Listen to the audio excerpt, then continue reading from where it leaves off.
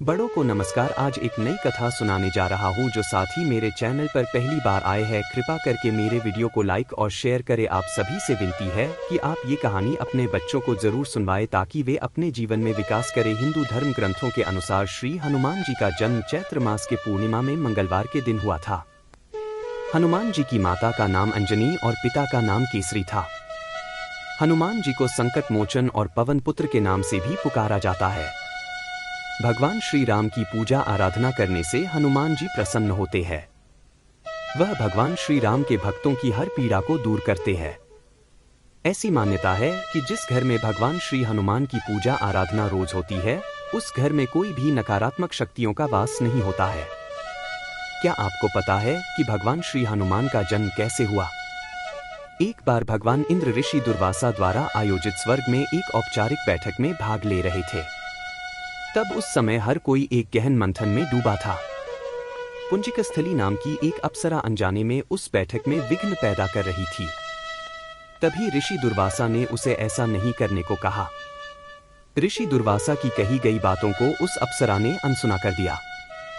यह देखकर वो नाराज हो गए। तब ऋषि दुर्वासा ने उसे श्राप देते हुए कहा कि तुमने एक बंदर की तरह काम किया है, इसलिए तुम उसी प्रकार एक बंदरिया बन जाओ।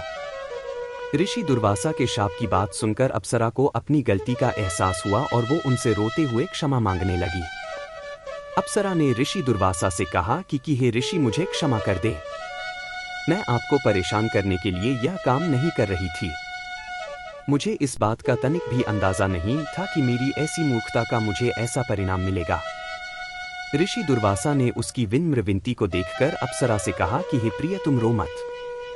अगले जन्म में तुम एक भगवान से शादी करोगी, लेकिन वह एक बंदर होगा और तुम्हारा जो पुत्र होगा वह बंदर ही होगा, जो बहुत ही शक्तिशाली होगा और भगवान श्री राम का प्रिय भक्त होगा। यह सुनकर पुंजिकस्थली ने ऋषि दुर्वासा को नमस्कार करते हुए दिए गए श्राप को स्वीकार किया। तब माता अंजना का जन्म बंदर भगवान विराज से हुआ। जब माता अंजना विवाह योग्य हो गई, तब उनकी शादी बंदर भगवान केसरी से हुई थी।